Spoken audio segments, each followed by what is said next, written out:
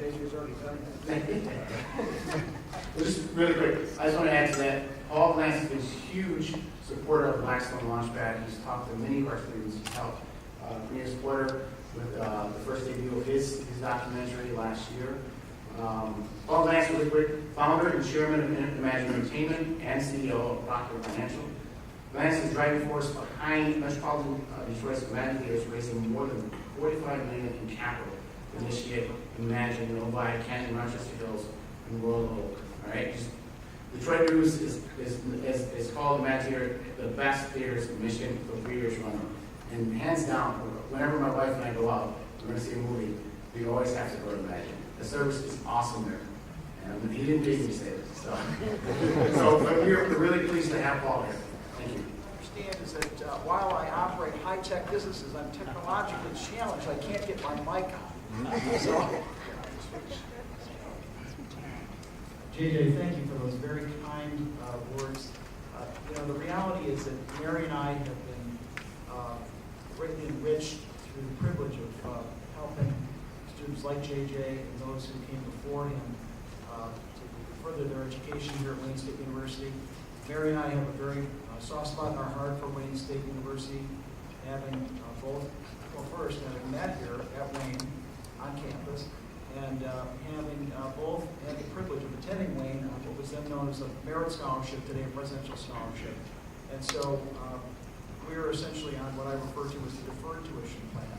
You pay now, but you can begin to understand the good fortune that we enjoy by being able to support students who demonstrate academic performance and who are highly deserving of the little hand up so that they can achieve their goals.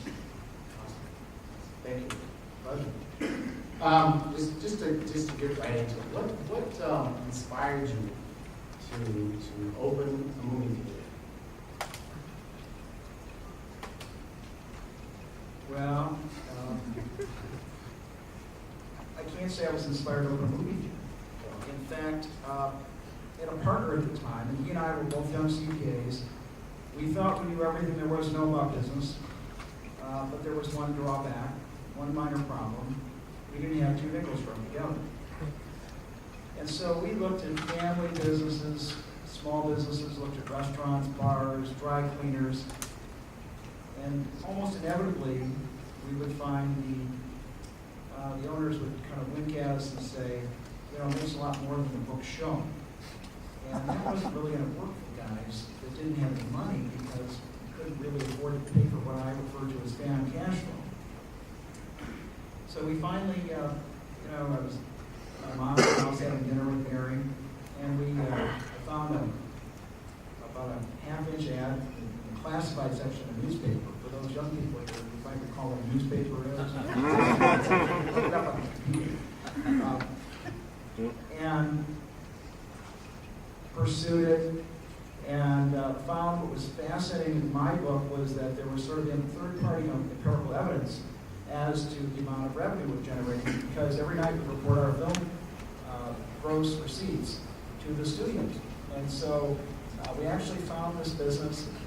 The folks that were operating it are lovely people. I'm still friends with them today. They were fed up with their landlord. And by the way, I eventually became fed up with the landlord as well. But we bought the business essentially 2 times pre-tax cash flow. And so when you buy it right, it's much more difficult to screw it up. And so that's why we didn't screw it up, because it was difficult to screw it up. So you being an accountant, I know that was a good job for you. Did that help you make that decision? I mean, you kind of had a know-how to go ahead and get that 2 times.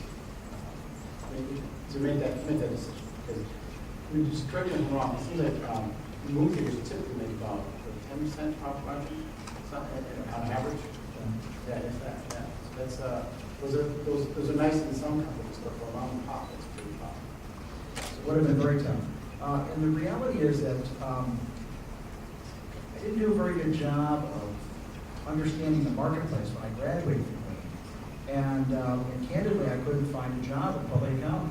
And so even though I passed the CPA exam my first try, I found myself struggling to find a job. of course, this is when my lovely wife, Mary, stepped in and said, I think I'd get you a job at the bank. And so I spent a year in what's now known as America's Credit Training Program. And so I learned how to read financial statements before I could put them together. And I think that was that was great value to me, because lo and behold, in my career of begging for money, it helps to know what bank loan officers are looking for, and I actually knew how to put together a loan application. And in doing so, I understood cash flow. And so, yes, I would say that the background in accounting combined with my background in banking was instrumental in helping me understand the financial aspect of the opportunity. That cash is king. I always hear that. So I understand. It's the lifeblood of business. You never want to run out. So how did you, and I know that you said you and your partner didn't have too many to go out together. How were you able to get investment or cash? I don't know if this would be available today, but there was a time when banks were anxious to sign up folks for credit cards. And so I took everyone who was offered to me. And I'll tell you very candidly, it came in handy because I looked at it as like a committed line of credit, almost like a major corporation. And so I would pay the annual fees and so forth, even if I wasn't using the credit.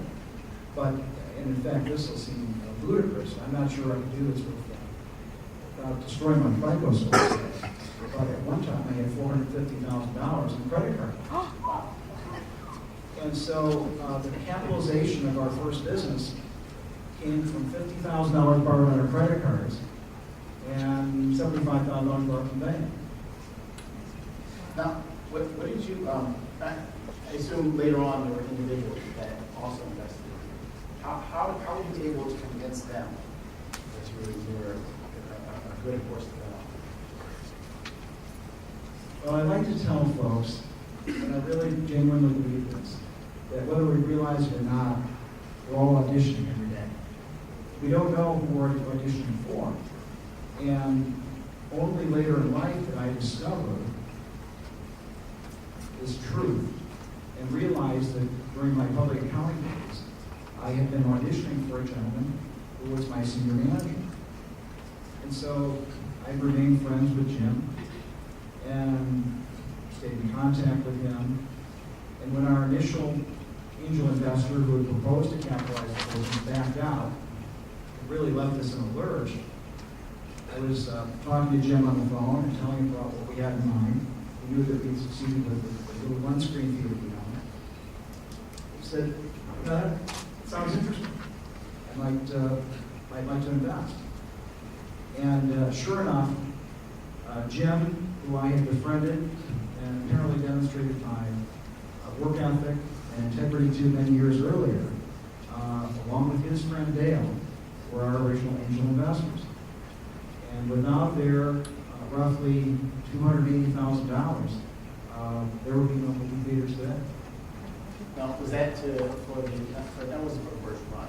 Yeah, that was for Cinema Hollywood and Bergeron. Gotcha. Just to get more into the value of that moment, in 97, is that when you opened Bergeron? We opened Bergeron on May 23rd, 1997. I refer to Cinema Hollywood as Bergeron. It's located in Bergeron, Michigan. We opened that as a 6-screen theater. And as you can imagine, between 1989 and 1997, we've done well. I was working again because by that time we had 2 children, and Mary was left the professional world of work to homeschool our kids.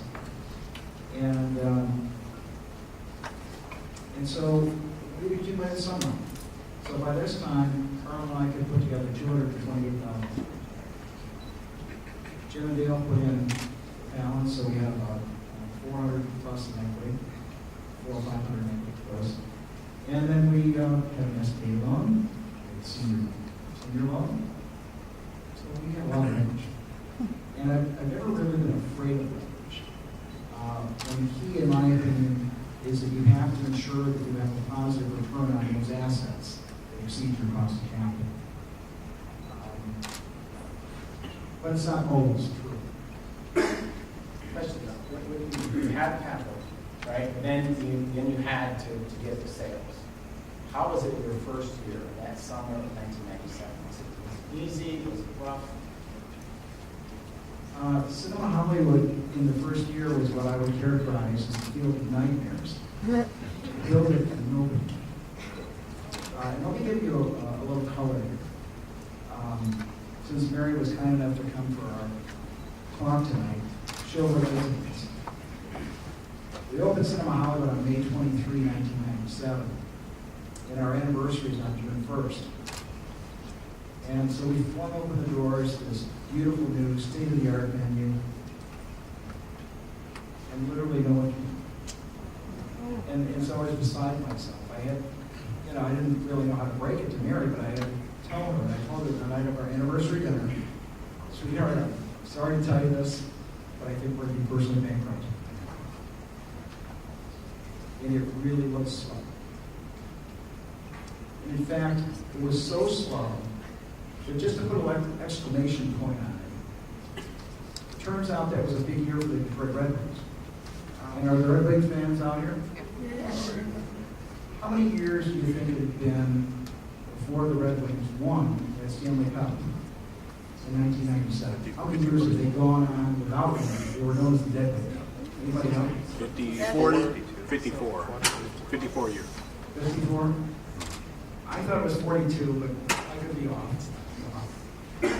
Now, do you know that the Red Wings won the Stanley Cup on Saturday night? I know that because I was at Cinema Hollywood that Saturday night. And I can assure you, there was no one interested in watching movies on that Saturday night on June, I got the date number. Date that will live in infamy in my life. June 7th, 1997.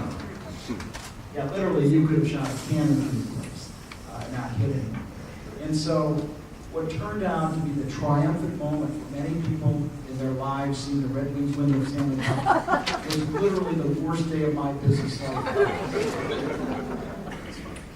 And you know, it seems cliche, but I genuinely believe that what doesn't kill you makes you stronger. And so I resolved, with tears coming down my eyes, driving home from Cinema Hollywood that night, that would never happen to me again. If folks wanted to watch hockey, by golly, we were going to show them hockey. And so the following year, we rented a digital projector. We befriended a charity. We got a series of one-day liquor licenses, sold beer in that auditorium. We were on television. We achieved great acclaim. And it was a hoot watching the Red Wings on the giant screen at that theater.